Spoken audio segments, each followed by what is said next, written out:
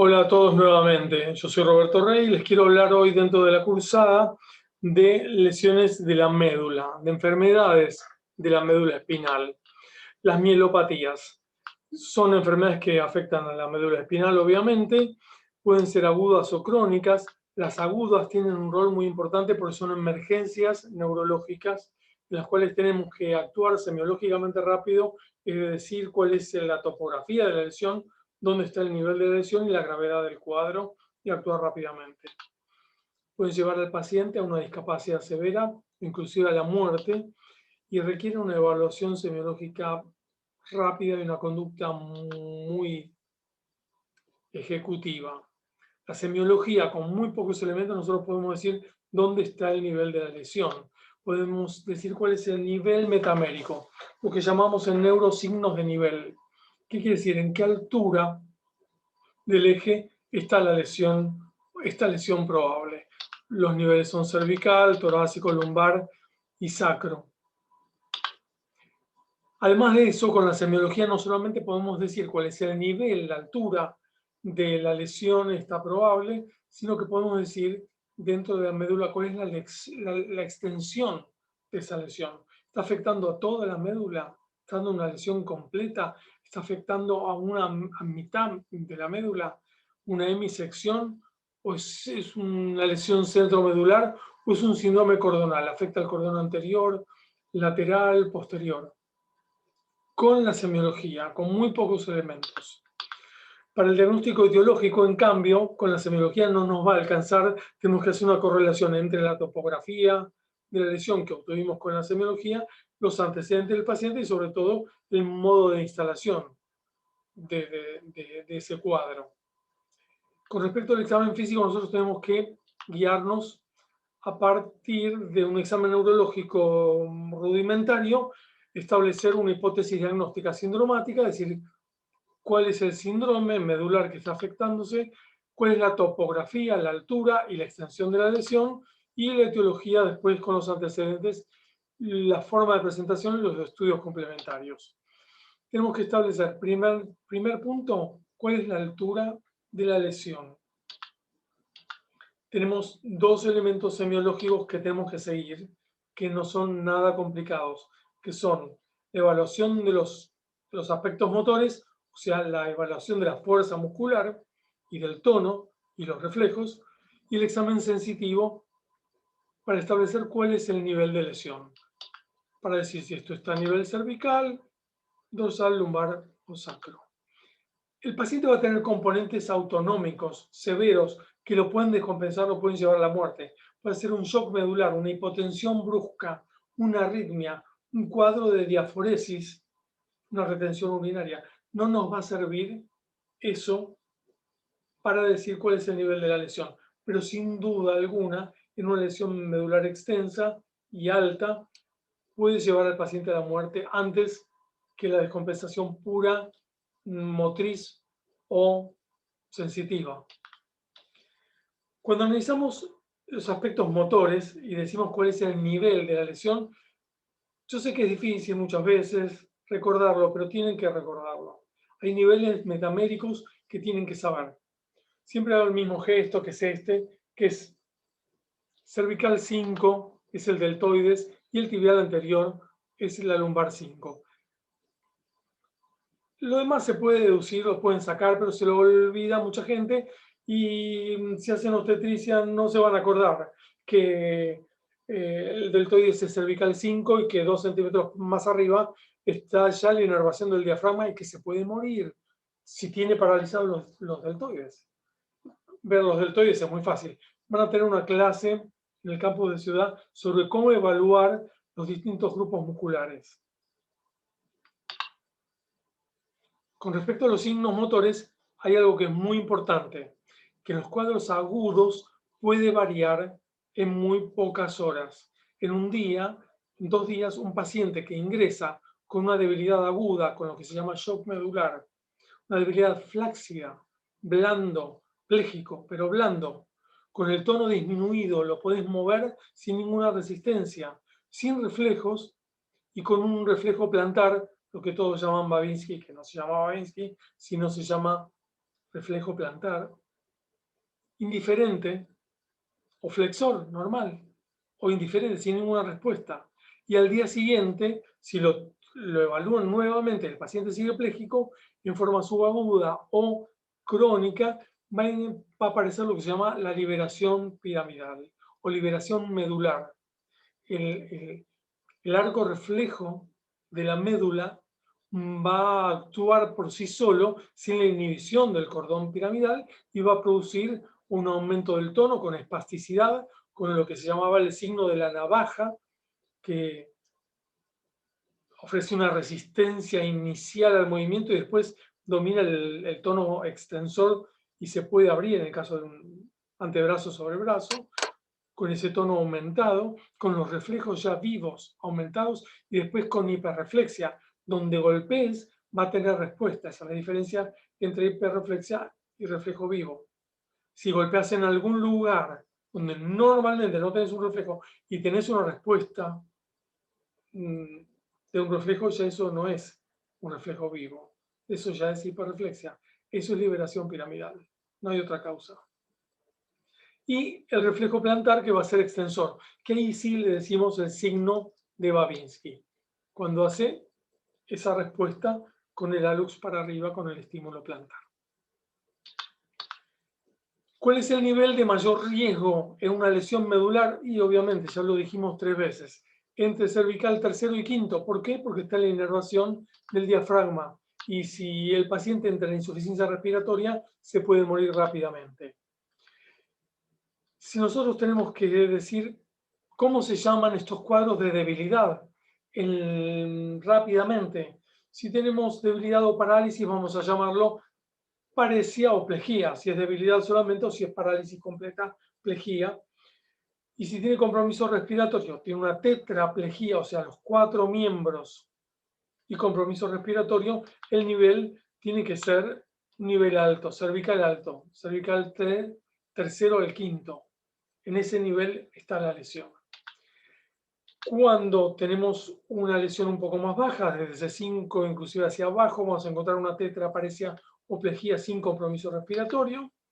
Y cuando tenemos una debilidad por una lesión más baja, aparece este término que es la paraparesia o paraplejía. Decir que un paciente tiene una paraplejía o una paraparesia de miembros inferiores es tan pecado como decir antecedente previo. Es una redundancia. Paraplejía quiere decir debilidad, quiere decir parálisis de las piernas. Paraparesia, debilidad. Paraplejía, parálisis de miembros inferiores. No hay paraplejía de miembros superiores. Sería de una diplejía braquial, que es difícil que pueda ser por una lesión medular. Sigamos para completar. No solamente el examen motor nos va a ser de mucha utilidad, sino en todo el tronco es muy difícil evaluar, no se puede evaluar las metámeras torácicas, por ejemplo, con el examen motriz, porque la inervación de los intercostales y de la prensa abdominal es muy difícil de evaluar y darle una jerarquía metamérica para decirle la lesión está acá porque no puede mover tal abdominal. No, nos tenemos que guiar por el examen sensitivo, complementar el examen motor en los segmentos que se puede valorar y hacer un examen sensitivo mucho más preciso y exigido en el tronco, en el tórax y abdomen, para ver cuál es el nivel de la lesión. Puede haber síntomas y signos sensitivos deficitarios, como la hipoalgesia o hipoestesia, si falla el dolor o simplemente el tacto, o la hipopalestesia, en caso de que falle la vibración o la sensación de posición de las articulaciones, o puede haber exceso que puede ser dolor, que también puede ser signo, porque si al tocar aparece dolor, eso tiene un nombre, que es la alodinia. Si el tacto genera dolor, eso se llama alodinia. Pero no es tan bueno para detectar un nivel. Sí es muy bueno, ¿no?, para detectar un nivel, un examen de la sensibilidad táctil y algésica. ¿Cómo lo hacemos? Y muchas veces lo hacemos con el dedo. No lo hagan con una aguja, no lo pinchen ni lastimen, porque por ahí el paciente no lo siente y pueden estar haciendo daño. Hay un elemento de tecnología, yo siempre hago el mismo chiste con los pacientes, siempre, o sea, varias veces por día, saco un bajalenguas y le digo, esto es tecnología de punta. Le saco una punta y le digo, bueno, vamos a explorar la sensibilidad. Entonces le haces una exploración de la sensibilidad, así le decís, ojos cerrados, por supuesto, esto y esto es igual, sí, no. Si esto y esto es igual, la respuesta no es fidedigna, o tiene una falla o la respuesta no es útil. Entonces vos tenés que ir haciendo, bueno, lo van a ver en una clase aparte, tenés que ir haciendo la exploración radicular en los distintos niveles o desde las cervicales hasta las lumbares. Por la espalda es mejor, por la axila es mejor, es más fácil detectarlo, tanto descendiendo como subiendo. Le decís, avíseme cuando empieza a sentir o avíseme cuando deja de sentir. Y así lo vas evaluando. Va a ser muy útil para determinar el nivel, la altura de la lesión. Esto lo vamos a tener que hacer en todas las lesiones medulares. Quizá en una ambulancia sea un poco difícil, entonces, pero vos vas a tener que tocarle la piel al paciente. Si no tenés un bajalengua, trata de no usar una llave, de no usar una aguja, ni nada que lo pueda lastimar, obviamente. ¿Cuáles son los niveles que tienen que acordarse? Todos, pero los más fáciles de acordarse son los mismos que los motores. Cervical 5 y lumbar 5. Después de haber establecido cuál es tu diagnóstico topográfico de signo de nivel, vamos a establecer cuál es la extensión de la lesión medular transversal. Entonces vamos a tener que desglosar un poco mejor el examen sensitivo de acuerdo a los distintos cordones de la médula, de las funciones sensitivas, porque el tacto fino y la posición van a ir por el cordón posterior y la sensación térmica y el dolor por el cordón anterior y lateral básicamente. Entonces explorar estas sutilezas de la sensibilidad en un paciente con una mielopatía crónica es imprescindible. En un paciente con un trauma cervical y una fractura no será tan imprescindible. Pero sí lo vamos a tener que hacer para determinar cuál es el cordón o cuál es la extensión transversal de esa médula dañada. La correlación anatomoclínica, nosotros sabemos por supuesto, que el cordón piramidal va por adelante, que las fibras autonómicas lentas, amielínicas, en general se cruzan periacueductales, en la sustancia gris periacueductal, y que los cordones sensitivos están con con el tacto epicrítico, la sensación de propiocepción, la sensación de vibración. Si tienen un diapasón espectacular, si no tienen un diapasón, ¿se puede evaluar la vibración con algo más? ¿Tienen algo que pueda vibrar? Que pueda ver. No, no tenemos, ¿no? No tenemos baja lengua para explorar la sensibilidad, ni tenemos nada para explorar la vibración. Seguro que un celular va a servir para explorar la vibración. No está normatizado. Está claro que los libros de 1910 no dicen que se puede explorar con la vibración de con un celular. Pero si el paciente siente la vibración del celular en un tobillo, no tiene un déficit palestésico, el cordón posterior ahí está bien. Pero sigamos, no lo vamos a hacer en una ambulancia esto, pero para un crónico va a ser imprescindible, porque yo voy a tener que saber qué síndrome medular crónico tiene este paciente. Si le falla el dolor o la temperatura, estamos hablando de un cordón anterolateral y el tacto más grueso también anterior. Seguimos. Una vez aquí, teniendo todas las coordenadas de cervical, dorsal, lumbar sacra, cordón posterior, lateral y anterior, podemos establecer con mucha facilidad un algoritmo de pensamiento de qué cordón está lesionado, cuál es la falla que tiene el paciente, cuál es el nivel y la altura de esa lesión. Nos va a ayudar mucho al diagnóstico. Para el diagnóstico de la mielopatía aguda va a tener que ser muy ágil esto. Para el de la crónica, muy sutil.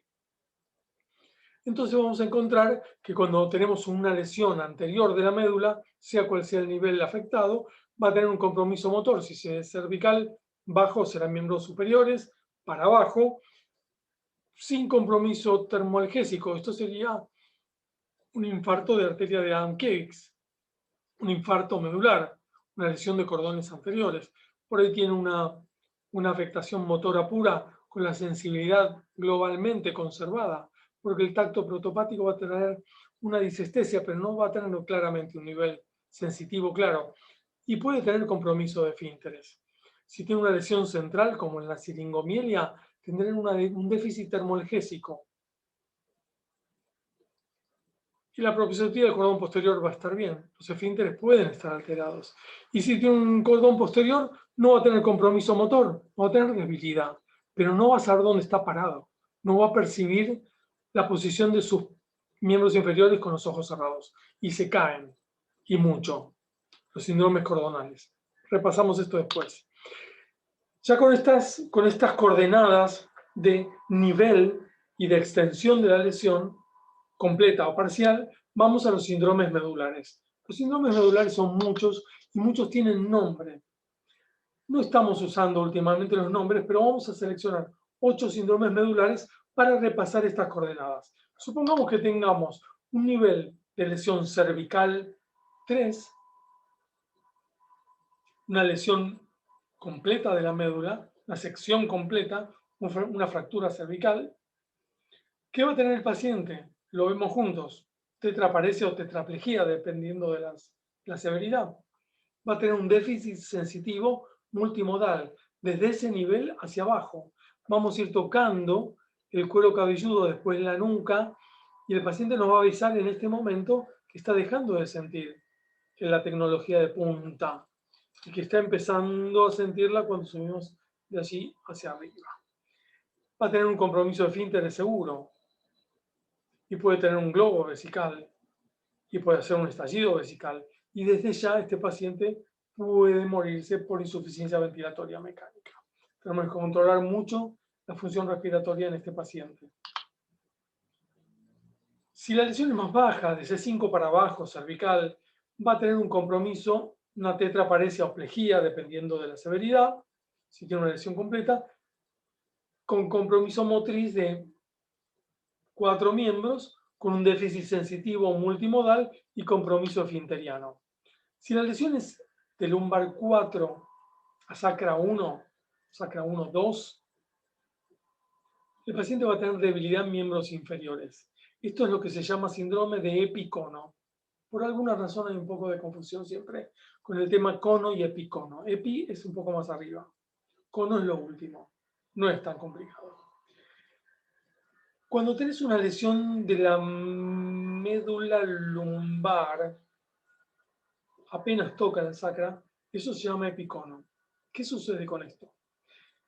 La parte distal de la médula, el cono, tiene capacidad de generar espasticidad y tiene capacidad de generar hiperreflexia, con lo cual vos vas a encontrar un déficit con un nivel sensitivo en ese nivel, lumbar 4, sacro 1, o sea, desde los muslos hasta las pantorrillas puede tener este nivel deficitario y distal, por supuesto, con una paraparesia que va a ser espástica si le das tiempo, con un déficit sensitivo multimodal y compromiso esfinteriano.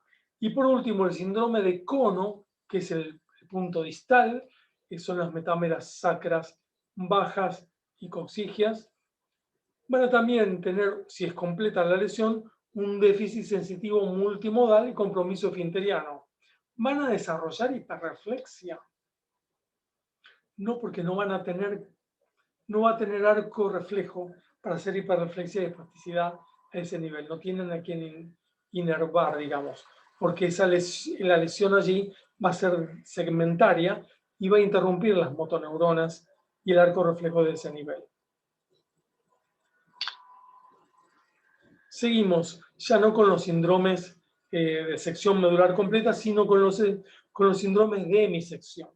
De hemisección, independientemente de la altura, porque pueden sacar, ponemos un nivel T10, le va a dar una paresia crural, obviamente del mismo lado, porque la piramidal se usó en el bulbo, entre el bulbo y la médula, con una hipopalestesia, tiene un cordón posterior de ese mismo lado también, pero tiene una hipoalgesia, no siente el dolor del otro lado, porque las fibras se cruzan en un nivel bajo, digamos, los haces termoalgésicos, mientras que los de posición cordón posterior mucho más alto. Si tenemos un síndrome cordonal anterior, típico de una isquemia medular por la arteria de Adamkiewicz, que puede estar también a nivel torácico cervical bajo y torácico alto, el paciente va a tener un compromiso de cordón anterior casi puro, que puede tener un déficit termoalgésico, va a tener tetra o paraparesia, depende del nivel, o plejía, va a tener compromiso esfinteriano. Pero ¿qué va a tener este paciente? Va a tener la propiocepción indemne, va a sentir el tacto en miembros inferiores y en la cintura. Es un paciente que difícilmente se escare, que difícilmente tenga lesiones por decúbito en la cronicidad. ¿Por qué? Porque van a sentir el tacto, van a tener percepción. Hablamos de las lesiones centromedulares o síndrome siringomiélico. Ya tiene el nombre de la etiología. Siringomielia. ¿Qué es la siringomielia? Es una dilatación del epéndimo que lesiona las fibras periaqueductuales. ¿Y quiénes son las que se cruzan ahí? Las fibras termoalgésicas se cruzan un segmento, con diferencia de un segmento del ingreso, y si tiene una lesión periaqueductal va a interrumpir bilateralmente las aferencias termoalgésicas. ¿Y de qué se va a quejar este paciente? ¿Qué le va a pasar a este paciente clínicamente? ¿Va a tener compromiso sensitivo? Sí. ¿Va a tener compromiso de la propiocepción? No, porque eso es cordón posterior. Va a tener compromiso termoalgésico. No va a sentir el calor, no va a sentir dolor. ¿Y qué le va a pasar a ese paciente? Se va a lastimar. Sin darse cuenta, va a ser como una lepra, va a tener amputaciones. Habitualmente esto se produce más en miembros superiores. Lo dibujé ahí en hombros que era más fácil, pero puede ser un cervical 7. Afecta a ambas manos. El paciente, si fuma, se va a quemar con los elementos de calor, con la cocina, y no se va a dar cuenta, va a encontrar que tiene una lesión, como una lepra, pero central. Eso es una disociación termoalgésica siringomiélica. Cordón posterior. Bueno, cordón posterior. Hay patologías crónicas que afectan pura y exclusivamente al cordón posterior, como son el síndrome tabético, la marcha tabética. ¿Qué es lo que no puede hacer este paciente? Nunca caminar con los ojos cerrados, porque si vos lo pones firme, sin agarrarse de ningún lado, y le cerrás los ojos, el paciente se cae. ¿Cómo se llama eso? Signo de Romberg. El paciente se cae si no tiene control visual de la posición porque le falla la propiocepción. Paciente prohibido caminar de noche, señor. Se va a caer. ¿Cómo es la marcha del tabético? Hace ruido para también tener alguna guía sensitiva de dónde está poniendo los pies.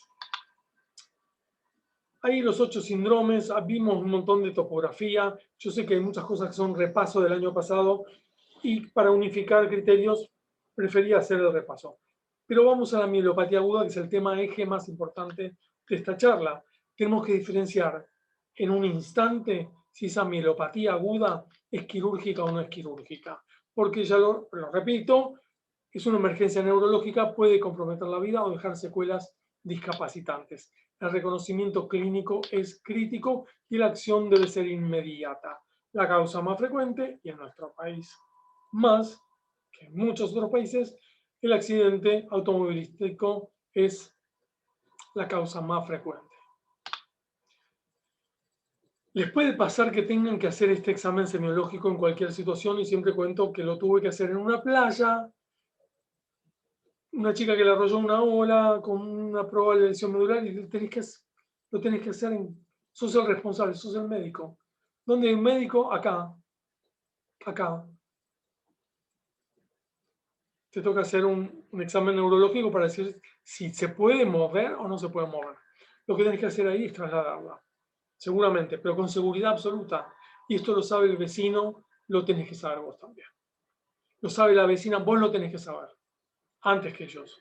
Pero estas cosas las sabe todo el mundo. Tenés que inmovilizarle la columna, como sea, con un collar de Filadelfia, con un collar de Jans, que son los goma espuma, con una camilla esta, con una tabla, con lo que sea, pero con las manos, pero ese paciente no puede mover la columna cervical.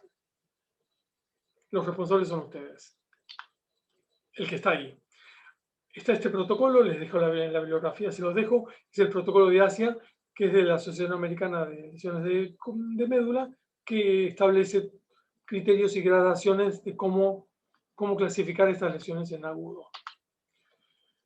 Tiene que ingresar a emergencia si tiene una lesión especialmente cervical, tiene que tener una evaluación respiratoria, si no tenés con qué, no tenés un oxímetro a mano, que todo el mundo tiene un oxímetro hoy, pero si no tenés un oxímetro a mano, tenés que mirar las mucosas, ver si satura, si no satura, lo tenés que controlar. Puede hacer una descompensación hemodinámica, una hipotensión en segundos o una arritmia en segundos. Tenés que calmar el dolor y controlar la diuresis, porque puede ser un globo y un estallido vesical también, especialmente en las lesiones bajas. El shock neurogénico, las arritmias, la hipotermia, hipertermia acompañan a las lesiones agudas y pueden matar al paciente. No más difícil en crónico, pero pueden matarlo si no lo mata la lesión original. Después vas a encontrar que hacen un hileo paralítico, que hacen un globo vesical, que hacen bolos fecales y tenés que cuidar todo eso también. Que se escaran, sobre todo los que tienen lesiones medulares completas con déficit sensitivo, algésico, termoalgésico, hacen lesiones en piel, en las zonas de decúbito, por el peso, hay que movilizarlos, masajearlos, ponerles, secarlos, no controlar esfínteres, tienen que estar con sonda, hay que hacerle enemas, montones de cosas que sepan que la vecina la sabe. Nosotros tenemos que saberlo. Y pueden tener también lesiones osteoarticulares. Hay un tratamiento base para la mielopatía aguda que vos podés indicar ya en la ambulancia, que es corticoide de alta dosis. No tenés metilprednisolona, no tenés metilprednisolona para pasar la endovenosa, le pasás otro corticoide rápido en ese momento, no un depósito, ¿no? No uno de depósito, un corticoide de acción rápida, pero en una internación nunca falta metilprednisolona, se hacen 1000 miligramos endovenosos entre 3 y 5 días y después tratamiento esteroideo de acuerdo a la evolución, que haces un tapering, un descenso. Tenés que evaluar las causas quirúrgicas rápidamente. Todo esto tardó muchísimo más en decirlo que en lo que tenés que hacer en la vía pública si pasa. Tenés que pedir imágenes de columna y las que tengas, una radiografía simple de perfil va a ser de suma utilidad. Porque acá ves una fractura de ligamentos, una ruptura de ligamentos con un desplazamiento de columna cervical que está dando una mielopatía. Acá es otra cosa. Este es un disco dorsal. Es raro que un disco dorsal salga de su espacio y protruya el canal en forma aguda y de una mielopatía. ¿Qué tiene que haber pasado? Se tiene que haber caído de pie. ¿Cómo te puedes caer de pie? En un ascensor o haciendo wakeboard o esquiando. Tiene que ser una caída de pie abrupta porque la columna dorsal no tiene esta rotación que hace que los discos salgan al espacio como la cervical o la lumbosacra. Acá tenemos una resonancia con una fractura cervical con desplazamiento, con una mielopatía cervical severa. Ese es un nivel 5, quizá no corra riesgo de vida. El tratamiento es quirúrgico, si se llega a las 24 horas hay que hacerlo. Si llegó hace una semana lesionado, es más difícil. Vamos a las mielopatías no quirúrgicas. Se llaman globalmente mielitis transversa. Hay distintos tipos y extensiones, pero se llama mielitis transversa. ¿Por qué se llama mielitis transversa? Porque es transversal. Podemos discutir la terminología, pero son tan antiguos que son indiscutibles. Una es la isquemia medular, como hablamos de la arteria de Adam-Kivitz, ese síndrome cordonal anterior, ahí ven una imagen de una isquemia medular anterior. Otras son las de esclerosis múltiple, tema importante también en la cursada. Vemos una pequeña lesión desmielinizante en el medio de la médula cervical y la enfermedad de Vico, neuromielitis óptica, que es muy parecida a la esclerosis múltiple, pero con lesiones medulares mucho más extensas, que se pueden presentar con una mielitis transversa aguda. Estas son las causas más frecuentes. Hay otras, por supuesto, tenés Dentro de esas eran las agudas. Después, dentro de las médicas, que son crónicas o subagudas, tienes tumores. Acá tenemos una foto de un neurinoma dorsal ya. Un disco cervical, esto es mucho más frecuente por la rotación de la columna cervical, que haga un esfuerzo, que se rompan los ligamentos y que ese disco protruya el canal cervical y provoque una mielopatía. Acá vemos una siringomielia. ¿Y qué ven en esta siringomielia? Este conducto epéndimo ensanchado y un detalle importante. ¿Ven esta amígdala cerebrosa que está protruyendo por el agujero occipital? Este agujero occipital es más grande de lo que debería. Está protruyendo y está jugando un rol incomodando el flujo del líquido cefalorraquídeo, produciendo una dilatación del epéndimo.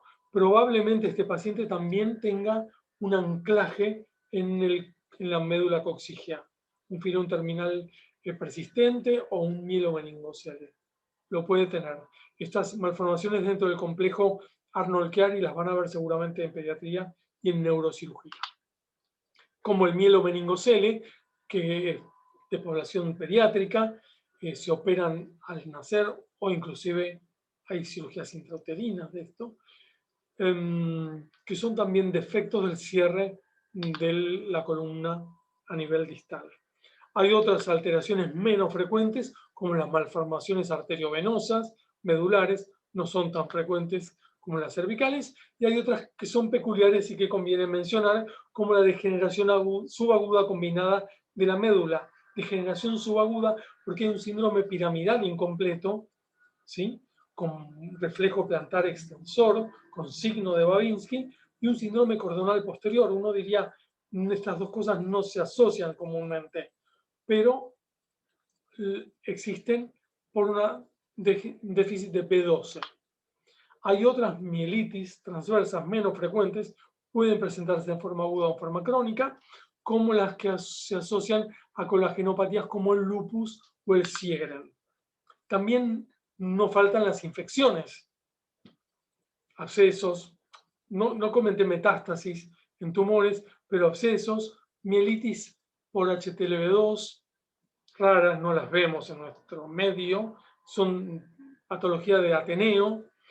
La LUES, tuve la oportunidad de ver una gran casuística de neurolúes en mi residencia hace muchos años y vimos varias meningovasculares, hacen isquemias medulares. HIV también puede producir algunas mielopatías y por suerte no tenemos más poliomielitis, que era una mielopatía infecciosa solamente del asta anterior de la médula, que fue la pandemia más devastadora porque afectó a la población infantil de todo el mundo. Yo era chico cuando estuvo esa pandemia. En nuestro último caso en Argentina fue en el 83. A partir de esta pandemia se desarrollaron vacunas a nivel industrial en gran escala. Aparecieron el desarrollo tecnológico de los respiradores, de las unidades de terapia intensiva, de la ventilación no invasiva. Todo se desarrolló en esa época. Grandes equipos de kinesiólogos, el examen neurológico por grupos musculares que inventaron una familia de kinesiólogos, los Kendall, fue en medio de la pandemia de polio. Devastadora. Y por último, el grupo de las hereditarias. ¿Hay enfermedades, hay mielopatías hereditarias? Sí. Están las atrofias espinocerebelosas, en las cuales hay degeneraciones espinocerebelosa, como deben imaginar, quizá lo veamos en el tema de ataxias, y después las atrofias musculares espinales, que afectan a la motoneurona inferior exclusivamente. No hablo de la esclerosis lateral amiotrófica, sobre la cual vamos a hablar en varias oportunidades, pero no acá, porque también es degeneración de motoneurona superior. En esta atrofia muscular espinal, ¿por qué la enfatizamos? Lo van a ver más en pediatría, porque, bueno, Stephen Hawking murió de esto, tenía una atrofia muscular espinal que vivió muchos años, una tipo 4 se podría decir, y porque fue el primer tratamiento genético, de cambio genético, que existió en el mundo y está disponible en nuestro país para el tratamiento de las formas más precoces de esta atrofia muscular espinal. ¿Cómo se tratan las mielopatías en general? Y depende de la causa. La sífilis se tratará de una manera y una metástasis de otra. El tratamiento de las complicaciones es muy parecido en todas, porque van a tener que hacer rehabilitación precoz y terapia física, va a tener que tratarse la espasticidad con medios físicos y con medios farmacológicos, desde el baclofeno, la diazepam, la tizanidina, a la toxina botulínica que utilizamos normalmente, hasta colocación de catéteres con suministro de bombas de baclofen para la espasticidad. Hay que tratar el dolor neuropático, sobre el cual vamos a hablar también. Aparte, evitar las trombosis venosas profundas por la inmovilidad, las escaras y las úlceras por decúbito, que son muy frecuentes, y la vejiga neurogénica y el hilio intestinal. Con esto, las lesiones articulares también pueden aparecer por las posiciones espásticas que tiene el paciente y la inmovilidad. Y con esto terminamos el capítulo de mielopatías. Siempre hay preguntas en los exámenes de mielopatías y vamos a enfatizar las cosas más importantes, el manejo de la mielopatía aguda. Hasta la próxima.